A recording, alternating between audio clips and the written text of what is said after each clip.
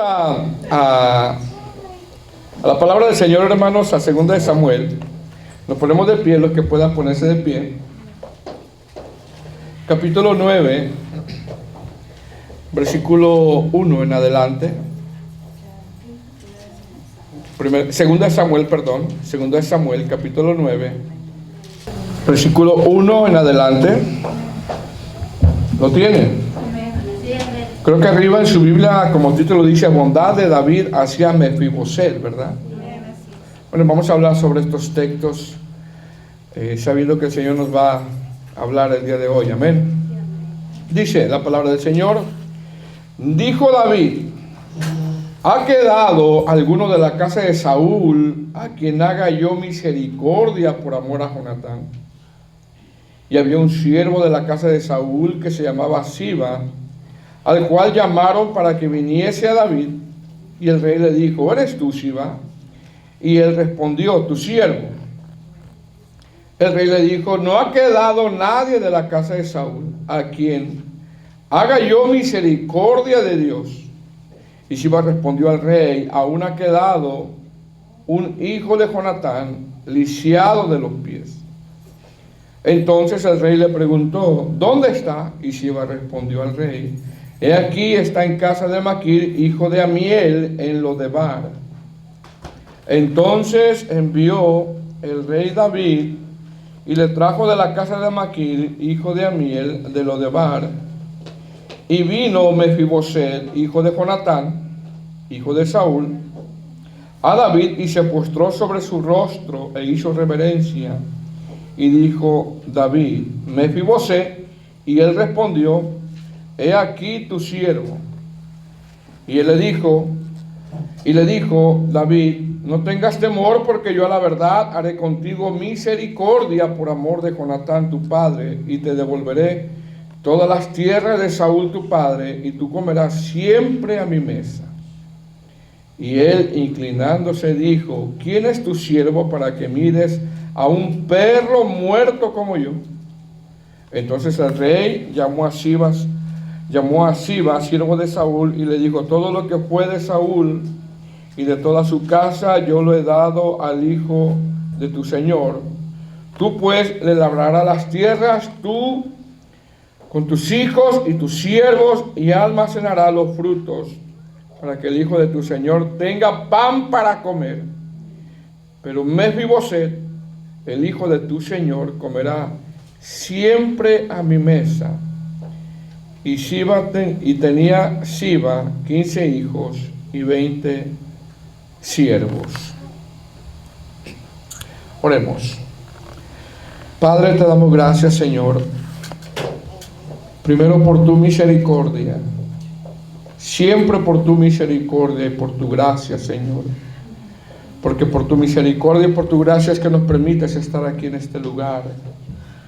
Por tu misericordia y por tu gracia es que el día de hoy despertamos, el día de hoy respiramos, el día de hoy nos has permitido, Señor, adorarte, y hemos recibido, Padre, que nos has ministrado a través de la adoración y la alabanza. Pero ahora yo te ruego, Padre, que me ayudes a poder hablar de tu palabra, Señor, siempre reconociendo, Padre, que mis limitaciones son grandes y necesito de tu ayuda, Padre. Te doy gracias, Señor, en el nombre de Jesús. Amén. Puede sentarse, hermano. Bueno, vamos a hablar sobre estos textos, pero vamos a ir sustrayendo poco a poco en cada texto lo que el Señor nos quiere hablar, para así tratar de ir aplicando, ¿verdad?, aquellas cosas que el Señor nos quiere hablar el día de hoy. En el libro de Romanos, hermano, capítulo 15, versículo 4, dice: porque las cosas que se escribieron antes, fíjese bien, las cosas que se escribieron antes para nuestra enseñanza se escribieron a fin de que por la paciencia y la consolación de las Escrituras tengamos esperanza. Esto quiere decir que toda la Biblia, hermano, de pasta a pasta, toda la Biblia, incluyendo las historias relatadas del Antiguo Testamento, cuando leemos, por ejemplo, los Reyes, cuando leemos las Crónicas, cuando leemos el libro de Job, cuando leemos el libro de Génesis, cuando leemos cómo la mujer de Lot se convirtió en estatua de sal, cuando leemos cómo el pueblo de Israel anduvo en el desierto, cuando leemos cómo Sansón fue un hombre ungido, pero no sometía su carne, y así podemos continuar con historias que nos relata la palabra del Señor. Todo esto escrito está ahí porque algo nos enseña a nosotros, nos da una lección a nosotros, nos da un principio espiritual a nosotros. Y tiene el propósito, todas estas historias que les acabo de nombrar, que indudablemente hay más, hermanos, tienen el propósito de que tengamos tres cosas, como dice el libro de Romanos, capítulo 15, versículo 4. Tengamos paciencia, tengamos consolación y tengamos esperanza. Por eso dice Romanos 15, 4, porque las cosas que se escribieron antes, fíjese, que se escribieron antes, para nuestra enseñanza se escribieron. O sea, tienen un propósito el porqué. A fin de que por la paciencia y la consolación de las Escrituras tengamos esperanza. Es decir, en la vida cristiana, hermano, hay adversidades, hay pruebas que en ocasiones se tornan muy difíciles para nuestra vida. Y a veces se alargan esas pruebas en nuestra vida. Pero nosotros, como hijos de Dios, como cristianos, al ir a las Escrituras, al indagar en la palabra de Dios, en ellas encontramos relatos que nos enseñan principios espirituales.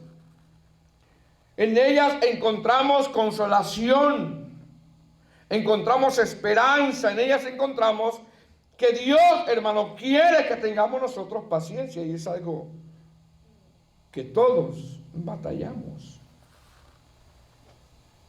Ahora, ¿qué es paciencia? Paciencia significa aguante bajo peso de circunstancias, resistir, es estar en pie ante difíciles circunstancias. ¿Qué es consolación? Consolación significa dar alivio, y de ahí viene también la palabra abogado. Tenemos un consolador que es nuestro abogado, que es el Espíritu Santo. Entonces, en Romanos 15:4 dice que las cosas que se escribieron, incluyendo la historia de Mefiboset, son para nuestra enseñanza. O sea, esta historia de Mefiboset que vamos ahorita a escudriñar nos va a enseñar algo. Y tiene el propósito, hermano, de que traiga consolación a nuestras vidas. Pero también tiene el propósito de que tengamos, o que Dios vaya desarrollando en nosotros, paciencia. Decir, la historia de Mefiboset plasmada en la Biblia está ahí con el propósito de enseñarnos algo. La historia de Mefiboset está ahí con el propósito de consolarnos. Para eso Dios permitió que se escribiera. La historia de Mefiboset está ahí con el propósito de darnos esperanza, de darnos consolación. Para eso Dios permitió que estos párrafos se escribieran. Entonces nosotros, al leerlo, a escudriñar detenidamente los textos, Dios nos va a ir enseñando algo. Y no solamente nos va a ir enseñando algo, sino que nos va a ir dando consuelo, porque ¿cuántos necesitan consuelo? Amén. Pero también nos va a ir dando esperanza, pero también quiere que aprendamos algo que muchas veces como cristianos nos falta, y es la paciencia. Porque ¿cuántos les falta paciencia? Entonces, a través de la historia de Mefiboset, Dios quiere que aprendamos paciencia. Dios quiere que soportemos las difíciles pruebas, circunstancias, y esta historia nos dará sin duda consuelo en esta tarde en la vida de nosotros. Vamos a ir escudriñando estos textos y vamos a ir sustrayendo, ¿ok? Como siempre, lo vamos a ir deteniendo algunos textos y vamos a ir sustrayendo algunas cosas que nos van a ayudar a nosotros para nuestra vida espiritual, porque el propósito de nuestra reunión, aparte de alabar a Dios y exaltar al Señor, porque a eso venimos, a eso venimos, también es escuchar el consejo de su palabra. Dice 2 Samuel capítulo 9 versículo 1. ¿Lo tiene? Dice, dijo David, y luego hace una pregunta, ¿verdad? ¿Ha quedado alguno de la casa de Saúl? Y mire lo que dice, a quien haga yo misericordia por amor a Jonatán. Ahora, lo primero que vemos aquí, hermano, es que David, cuando pregunta por alguien de la descendencia de Saúl, aquí David ya era un rey. Aquí él ya era un rey. Cuando David, hermano, pregunta por si hay alguien de la descendencia de Saúl, aquí ya habían pasado varios años de su ascensión al trono. Ya era un rey y ya habían pasado algunos años. Es decir, cuando David lo hacen rey, David no prontamente busca a los descendientes de Saúl, sino que pasan bastantes años, pasan algunos años. Ahora, ¿por qué te digo que pasan algunos años? Pasan bastantes años porque cuando muere el rey Saúl y Jonatán, el padre de Mefiboset, la nodriza, la nana, al saber esto, toma a Mefiboset para huir, y como va apresurada, la palabra del Señor dice que se le cae el niño y el niño queda lisiado de los pies. El niño tenía 5 años. Mire lo que dice 2 Samuel 4:4. Dice, Jonatán, hijo de Saúl, tenía un hijo lisiado de los pies. ¿Cuántos años tenía? 5 años de edad. Cuando llegó de Jezreel la noticia de la muerte de Saúl y de Jonatán, y luego dice, y su nodriza lo tomó y huyó, y mientras iba huyendo apresuradamente, se le cayó el niño y quedó cojo, y su nombre era Mefiboset. ¿Cuántos años tenía Mefiboset? Tenía 5 años. ¿Por qué la nodriza huye? Porque en ese tiempo, cuando moría un rey, mataban a toda la familia, y ella tenía miedo que mataran también al niño. Ella, al saber que murió Saúl, ella, al saber que murió Jonatán, hemos leído, dice la escritura, que tomó al niño apresuradamente y se le cae el niño, y el niño queda lisiado de los pies. Entonces, cuando David pregunta por si hay alguien de la descendencia de Saúl, ya habían pasado muchos años. Porque cuando Mefiboset se presenta ante la corte, cuando Mefiboset se presenta ante el rey, él ya era un hombre. Es lo que dice 2 Samuel 9:6. Dice, y vino Mefiboset, hijo de Jonatán, hijo de Saúl, a David, y se postró sobre su rostro e hizo reverencia y dijo, Mefiboset, y él respondió, he aquí tu siervo. Ya era un hombre ayer. Ahora, ¿qué nos habla esto, hermano? ¿Qué nos habla el capítulo 9, versículo 1? ¿Qué nos habla el versículo 1 ahí? Yo pude encontrar aquí 4 cosas. En el versículo 1 pude encontrar, o Dios me mostró de una manera 4 cosas. Número 1, esto nos habla, hermano, que Dios tiene su tiempo. Dios tiene su tiempo. Es decir, cuando la nodriza sale huyendo con el niño y se le cae y queda lisiado de los pies, y después cuando se presenta a Mefiboset delante del rey, él ya era un hombre, y esto habla que ya había pasado tiempo.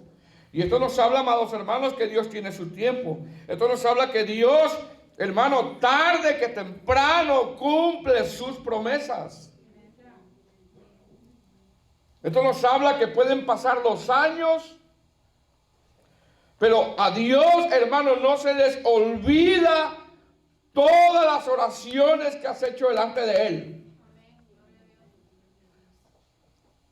Dios no olvida tus peticiones. Dios no olvida las lágrimas que has derramado delante del Señor. Porque tú puedes preguntar, Señor, ¿y hasta cuándo, Señor? ¿Y hasta cuándo mi hijo va a cambiar? ¿Hasta cuándo esta situación va a cambiar? Espérate. Dios es un Dios que nos hace esperar. Sin embargo, aquí podemos ver, o lo primero que Dios me muestra aquí es que Dios tiene su tiempo. Entonces, cuando David hace esta pregunta, ¿ha quedado alguno de la casa de Saúl a quien haga yo misericordia por amor a Jonatán? Número uno, esto habla de que Dios tiene su tiempo. Dios tiene su tiempo. Segunda de Pedro 3:8 dice: mas, oh amados, no ignoréis esto, que para con el Señor un día es como 1000 años, y 1000 años como un día. Así de que tenemos que aprender a esperar. Con Dios se tiene que aprender a esperar. Número 2, que nos habla en este texto número 1, nos habla también que David, nos habla también que David había guardado su corazón. Y qué difícil es a veces guardar el corazón. David había aprendido a guardar su corazón. Es decir, a pesar de que David fue perseguido por Saúl, a pesar de que David fue rechazado por Saúl, a pesar de que David fue odiado por Saúl, a pesar de que Saúl le dio un maltrato a David, David había guardado su corazón. Y qué difícil es eso, hermano, a veces. Guardar el corazón. Porque qué bien, hermano, con aquel que te saluda y yo te saludo. Qué bien con aquel con el que jijiji, jajaja. Pero qué tal con aquel que te hace daño. ¿Qué tal con aquel que te lastima? ¿Qué tal con aquel que me lastima? Entonces tenemos que aprender a guardar nuestro corazón. Porque mire, aquí David, hermano, para él ya era un rey. Para él era fácil no hacer nada por Mefiboset. ¿Cierto o no? Para él era fácil. Pues allá que se quede. ¿Qué me interesa la familia de Saúl? Si me hicieron daño, si me rechazaron. ¿Por qué? Porque carnalmente, hermano, él podía justificar su enojo con la casa de Saúl. Él podía justificar eso. David, si se hubiera dejado llevar por la carne, él hubiera dicho: bueno, yo tengo 1000 razones, 1000 razones de no ayudar a Mefiboset, porque su abuelo nada más me hizo mal. Él podría haber dicho eso. Y a veces, hermano, tratamos de justificar nuestro enojo nosotros. Tratamos de justificar nuestro mal carácter. Y es que yo soy así porque aquella persona me trata así. Y es que yo soy así porque me hizo esto. Y es que yo soy así porque me hizo lo otro. Y estamos a veces como el mundo vive. A veces tratamos de justificar la forma como actuamos. Y en vez de parecernos más a Jesús, más a Cristo, nos parecemos más a aquel viejo hombre que está viciado con deseos. Entonces, David tenía 1000 razones de justificarse. Fue perseguido por Saúl, fue rechazado por Saúl, fue odiado por Saúl. Saúl le dio un maltrato a David, pero David, a pesar de eso, guardó. David muestra que todavía había amor de Dios en su corazón para aquellos que le habían hecho daño. Ahora, ¿usted cree que David de repente, hermano, no cree usted que sentía resentimiento? Quizás sí, porque es un ser humano con errores y defectos. Pero David no era de palo, hermano. David no era de palo. Por eso en el Salmo 19:12, él dice: ¿quién podrá entender sus propios errores? Líbrame de los que me son ocultos. Otra versión dice: ¿cómo puedo conocer todos los pecados escondidos en mi corazón? Porque ves, hay pecados que están escondidos en el corazón, que salen a relucir cuando uno se acuerda de aquel daño que le hicieron a uno. También en el Salmo 139:23 dice: examíname, oh Dios, y conoce mi corazón, pruébame y conoce mis pensamientos, y ve si hay en mi camino perversidad. Es decir, con estas oraciones, de una manera, él sabía que quizá había algo en el corazón de él. Y a veces así tenemos que orar. Si hay algo ahí oculto en mi corazón, muéstramelo, por favor. A veces hay que orar de esa manera, hermano. Señor, si hay algo que yo no puedo ver, algo escondido ahí, sácalo a la luz, Señor. Porque más adelante en el Salmo 28:4 dice: con un dolor págales conforme a sus obras, conforme a sus malas acciones, págales conforme a las obras de sus manos. Y luego dice: dale su merecido. Mire cómo en ese salmo está orando David. Y nosotros, hermanos, no podemos orar así. ¿Verdad que no podemos orar así? Que le vaya mal, Señor, que lo atropelle un carro, Señor. Bueno, pues está mal, porque no podemos orar así. Tenemos siempre que bendecir. Amén. Señor, bendícelo. Amén. Es medio malcriado, pero bendícelo. Entonces, ¿qué es lo que estamos viendo aquí en esta pregunta?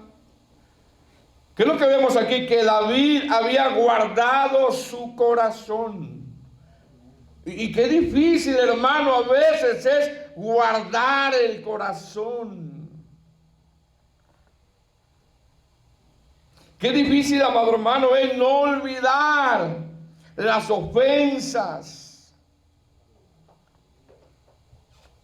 Y como dije anteriormente, David tenía muchos motivos para que él, hermano, carnalmente pudiera decir: bueno, ¿yo por qué lo voy a ayudar? Si Saúl me rechazó, si Saúl me trató de esta manera, si Saúl me odió, ¿yo por qué lo voy a ayudar? Mas, sin embargo, ese no es el corazón de Dios. Número 3.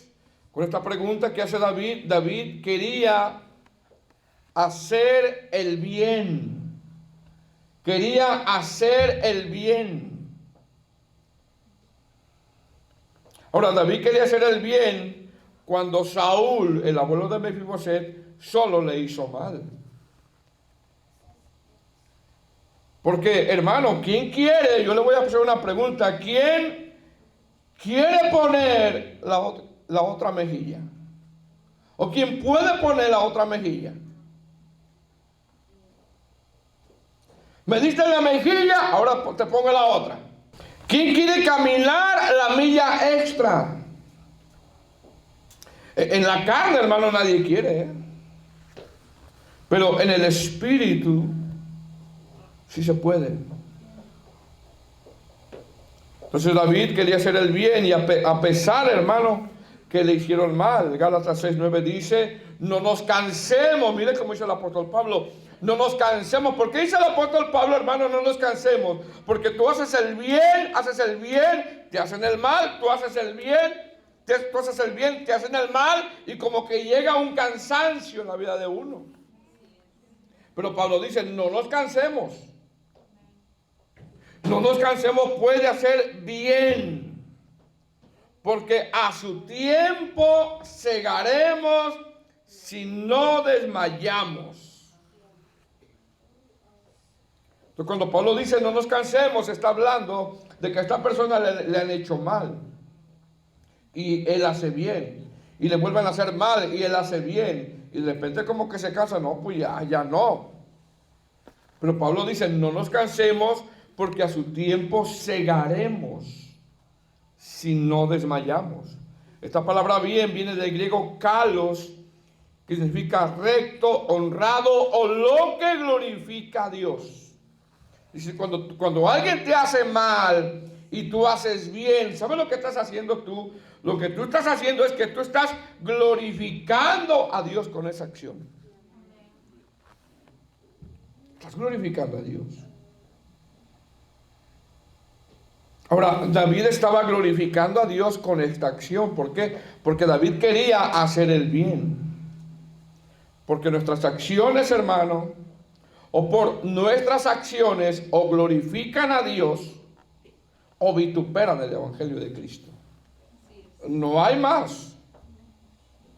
Si nosotros nos llamamos cristianos, o nos hacemos llamar cristianos, por nuestra vida, por nuestras acciones, glorifican a Dios, exaltan a Dios, o vituperan el Evangelio de Cristo. Y así, ¿para qué voy a ser cristiano si mira cómo se portan? O glorifican a Dios, anhelan la vida que tienes en Cristo. Y número 4, cuando David hace esta pregunta,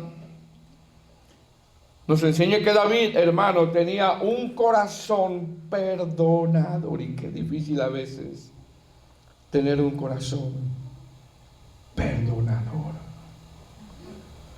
Es decir, a través de la comunión que tuvo David con Dios, David desarrolló un corazón misericordioso. Por lo tanto, tenía un corazón perdonador.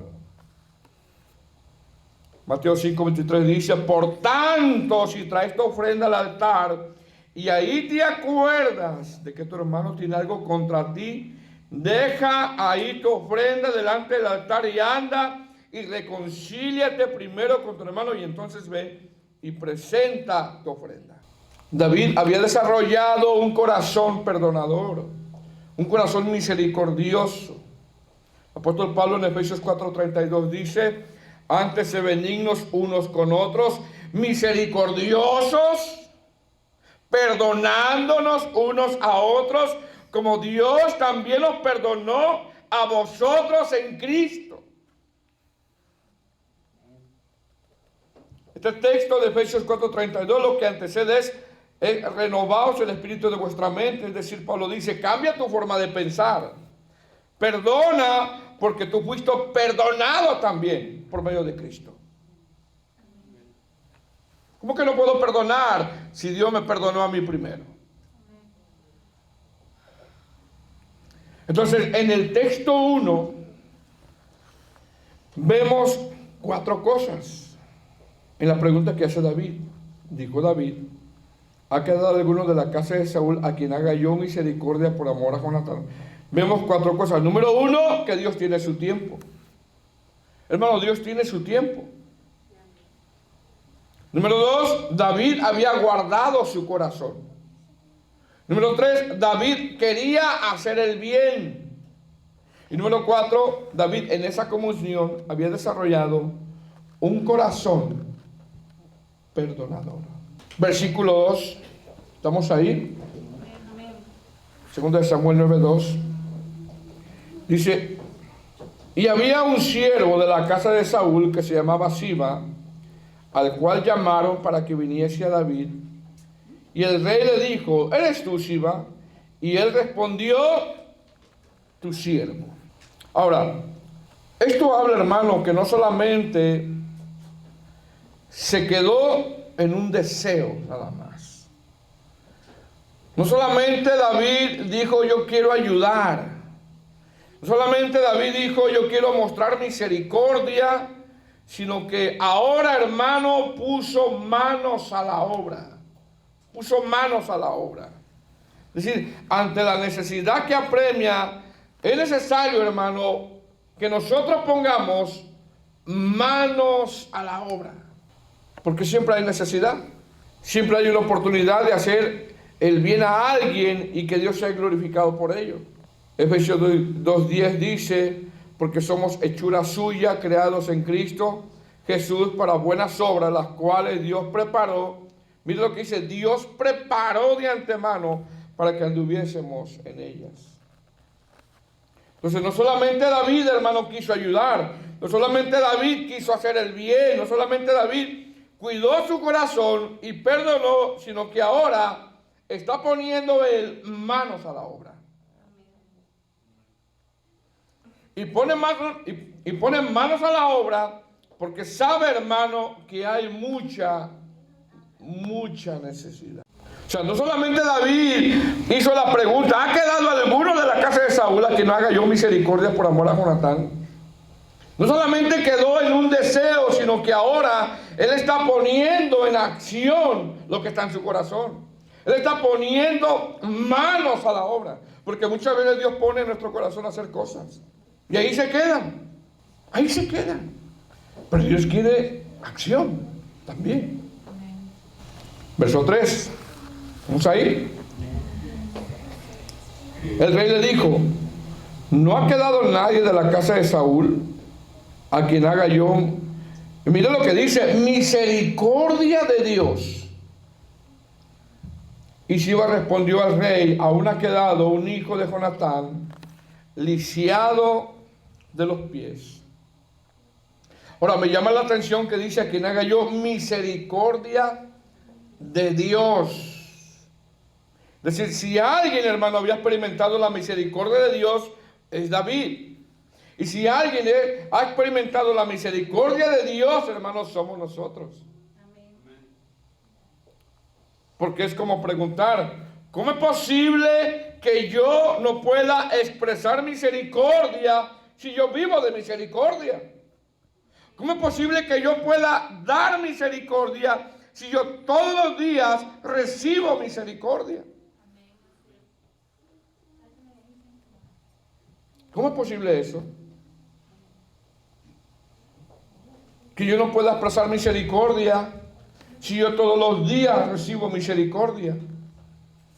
¿Cómo es posible que yo o alguien, yo no pueda dar misericordia si todos los días vivimos de misericordia, si todos los días recibimos la misericordia de Dios?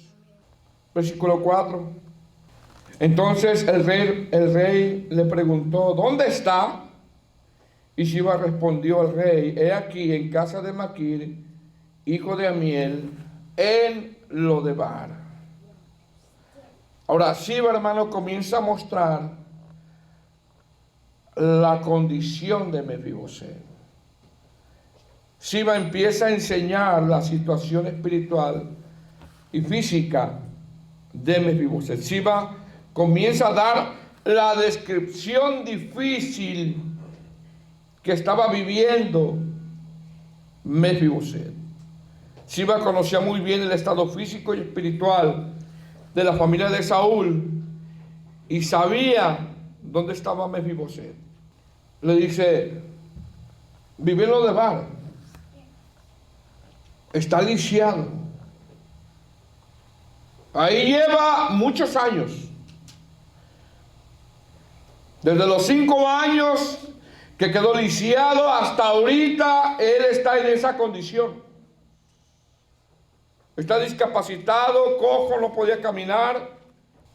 Vive en casa prestada, porque dice que en casa de Maquir. No era casa ni de él.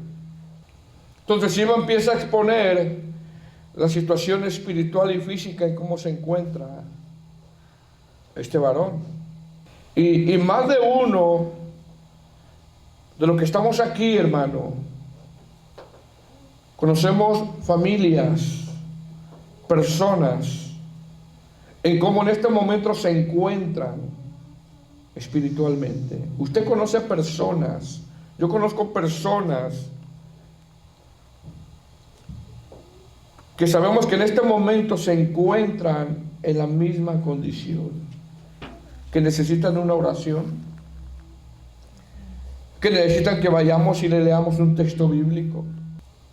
Es decir, Dios de una manera, hermano, O sea, aquí David empieza a ver la condición, le empiezan a contar la condición de cómo se encuentra Mefiboset. Él allá está en Lodebar, está lisiado, lleva muchos años, está hundido en la pobreza, tanto espiritual como física. Y nosotros conocemos, hermanos, gente, familias que están en esa condición, que están pobres espiritualmente, que necesitan una palabra de Dios, que están necesitados, que están hundidos en el pecado.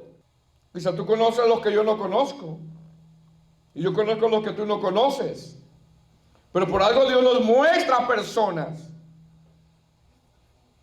Porque aquí Mefiboset tipifica el hombre pecador.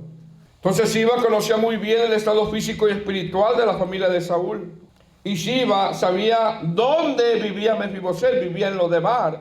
¿Y qué significa Lodebar? Lodebar significa estéril. Significa sin pastura. Significa un lugar desértico. Eso es lo que significa Lodebar.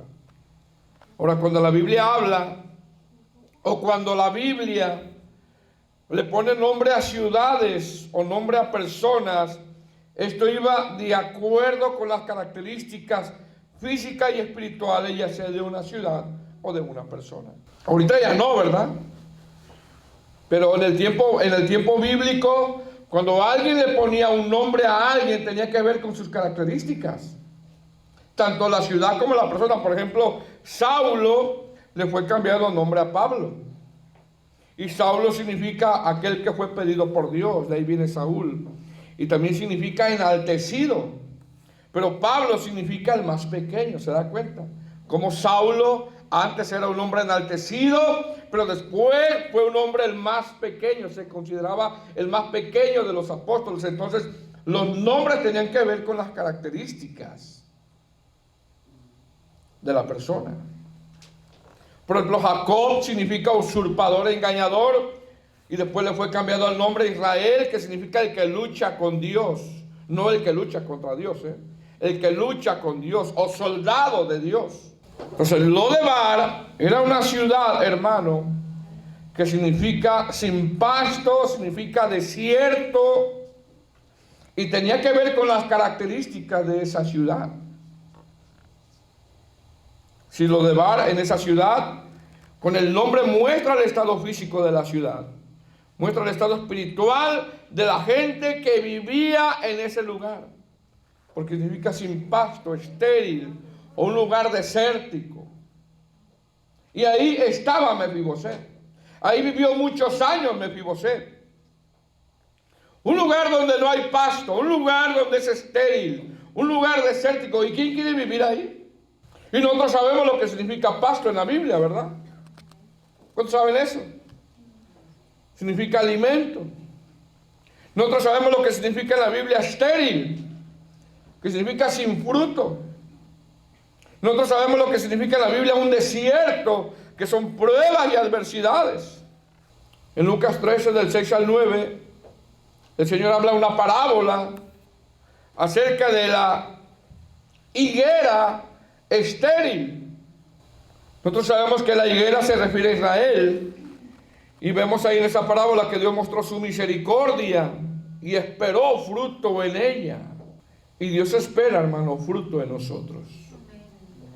Dios espera fruto de nosotros. Mas sin embargo, Mefiboset no podía dar fruto porque él estaba en un lugar desértico, en un lugar donde no hay pasto. No podía dar fruto. Mas sin embargo, la iglesia es llamada a dar fruto. ¿Por qué? Porque la iglesia tiene la palabra. La iglesia se le ha dado el Espíritu Santo. Versículo 4. Entonces el rey le preguntó dónde está, y Siba respondió al rey: he aquí en casa de Maquir, hijo de Amiel, en Lodebar. Versículo 5. Entonces envió el rey a David, y le trajo de la casa de Maquir, hijo de Amiel, de Lodebar. Y vino Mefiboset, hijo de Jonatán, hijo de Saúl, a David, y se postró sobre su rostro, e hizo reverencia, y dijo: David, Mefiboset, y él respondió: he aquí tu siervo. Ahora, ¿dónde vivía Mefiboset, hermano? Vivía en Lodebar. ¿Pero en qué casa vivía? En casa de Maquir, ¿verdad? Por eso lo dice el verso 5. Entonces envió el rey David y le trajo de la casa de Maquir. Mefiboset vivía en Lodebar, en casa de Maquir. Y esto nos habla que de una manera, hermano, Maquir era un hombre de un corazón generoso que acogió a Mefiboset como a su hijo. Mire, muchos años lo estuvo viviendo con él. Esto nos enseña, amados hermanos, la soberanía de Dios, que a pesar de que Mefiboset vivía en Lodebar, Dios preservó su vida en ese lugar. De una manera Dios le proveó un lugar donde vivir. De una manera Dios rodeó a Mefiboset de gente que quizá no tenía recursos, pero era gente generosa. Y quizá, hermano, nosotros no tenemos muchos recursos, pero Dios nos ha llamado a la generosidad. Dios nos ha llamado a dar. Porque quizá hay gente que tú conoces, hermano, que no tiene ni para comer. Aún aquí en Estados Unidos. Porque Dios prueba a quien Él quiere donde sea. Y quizás tú conoces gente que no tiene ni siquiera una despensa. Y tú miras eso. Dios está probando tu corazón, está probando tu generosidad. A ver qué vas a hacer. No nada más Dios te bendiga. Amén, hermano. Porque yo estoy seguro de que Dios nos ha mostrado a cada uno de nosotros algo así. Versículo 7. Y le dijo a David, mire lo que le dice a David: no tengas temor, porque yo a la verdad haré contigo misericordia por amor de Jonatán tu padre, y te devolveré todas las tierras de Saúl tu padre, y tú comerás. Mira lo que dice: siempre. Mire que David está contento de verle, hermano. Y lo primero que le dice cuando le ve es: no tengas temor. Es decir, ahí comienza la restauración de Mefiboset. Porque una de las cosas que Dios hace cuando venimos a Cristo es que nos quita el miedo. Porque aquí la palabra temor se traduce como miedo. Hay otra traducción que dice: no tengas miedo, porque yo te voy a tratar muy bien. Y eso es lo que hace Cristo con nosotros cuando venimos a sus pies. Nos empieza a tratar muy bien. No tengas miedo, no tengas miedo. No tengas miedo por la noticia que recibiste. No tengas miedo por aquellas cosas que están aconteciendo alrededor de tu vida. Dios está contigo. No tengas miedo, no tengas temor. Esa palabra temor es la misma palabra que usa 1 de Juan 4:18. En el amor no hay temor. La misma palabra en el griego. Sino que el perfecto amor echa fuera el temor.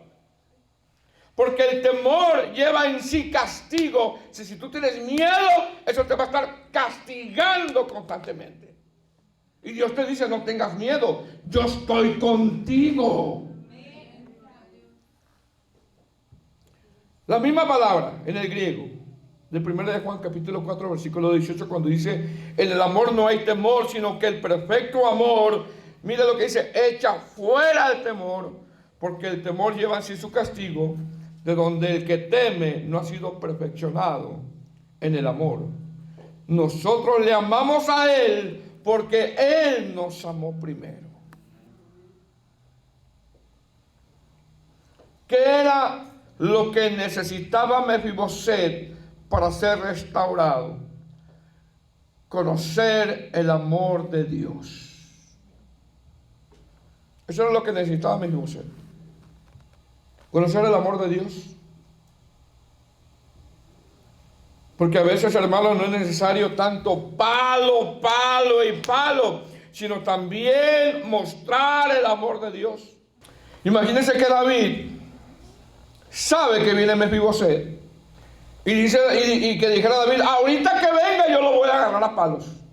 Imagínense eso. Toda la vida Mefiboset, hermano, lisiado de los pies, dolido, viviendo en una sequía, viviendo en ese lugar, y todavía viene delante del rey y que dijera David, ahorita que venga lo voy a agarrar a puro palo y palo y palo y palo, porque tengo el ministerio de dar palo. Bueno, versículo 7, y le dijo a David, no tengas temor, porque yo la verdad haré contigo misericordia por amor de Jonatán tu padre, y te devolveré todas las tierras de Saúl tu padre, y tú comerás siempre a mi mesa. Y todavía como que Mefiboset no la creía, ¿no? Porque mire lo que contesta en el verso 8. ¿Lo tiene? Y él inclinándose dijo, ¿quién es tu siervo para que mires a un perro muerto como yo? Mire cómo se consideraba él, como un perro muerto. Cuando David lo ve y mira la condición física y espiritual en que se encuentra Mefiboset. Cuando Mefiboset contesta, David está viendo cómo le está por dentro. Cómo Mefiboset está por dentro. Mefiboset se sentía como un perro. Dice, ¿quién es tu siervo para que mires a un perro muerto como yo? Como que dice, yo no soy digno de que me hables, rey. O sea, mire la condición espiritual en cómo se encontraba Mefiboset. Todo por el pecado de su padre, de su abuelo. Todo por el pecado de su abuelo. Porque los pecados que cometemos, hermano, quiera o no, afectan a nuestros hijos. Porque somos el ejemplo nosotros. Somos el ejemplo. Mire cómo se sentía Mefiboset. ¿Qué significa Mefiboset? Mefiboset significa disipador de vergüenza. Es decir, a donde quiera que iba, Mefiboset sentía que daba vergüenza, él sentía. Pero Dios no lo veía así porque Dios tenía un plan. Dios, hermano, tenía un plan. Que aunque tardaran algunos años, tarde que temprano, Dios lo iba a restaurar. Mefiboset sentía disipador de vergüenza, es decir, a donde quiera que él iba, Mefiboset, él sentía que daba vergüenza. Seguramente decían, mira, ya va el hijo o el nieto de aquel rey. Ahora da vergüenza nada más. Entonces cuando David mira la condición de Mefiboset, mira también la condición espiritual con la contestación que le da. Dice, inclinándose dijo, ¿quién es tu siervo para que mires a un perro muerto como yo? Tenía un problema espiritual Mefiboset. Algunos eruditos exponen que tenía una fuerte depresión. Y usted sabe que la depresión, hermano, aunque la ciencia la quiera sanar con pastillas, la depresión es un problema espiritual. Es un problema espiritual. La depresión causa suicidio, vacío, se siente uno inútil, desamparado, despreciado, porque qué feo es que a uno lo desprecien. Mefiboset llega con esta fuerte depresión delante del rey. Hay cristianos que tienen depresión, tienen ese problema espiritual, que han sido heridos una y otra vez y necesita conocer el amor de Dios, porque el amor echa fuera el temor. Entonces Mefiboset llega con este problema espiritual delante del rey, con esta fuerte depresión tan grande que él se siente como un perro muerto. Tan despreciado fue en toda su vida, lisiado de los pies, vivir en un lugar donde no iba a dar fruto, vivir no en su casa, sino en casa de Maquir, y llega delante del rey en esa condición. Versículo 8, y él inclinándose dijo, ¿quién es tu siervo? Como que todavía Mefiboset no entendía, no captaba, no podía asimilar lo que el rey le estaba diciendo. Pero ¿por qué yo? ¿Por qué yo? ¿Por qué el rey a mí me va a premiar con algo? ¿Por qué? Hermano, todo es por gracia de Dios. Todo lo que tenemos es por la gracia de Dios. Estamos aquí por la gracia de Dios. Recibiremos un nombre nuevo por la gracia de Dios. Hace unos años un joven me decía, pastor, pero ¿por qué Dios me escogió a mí? ¿Quería que yo le dijera, uy, ¿por qué? Por tu cara,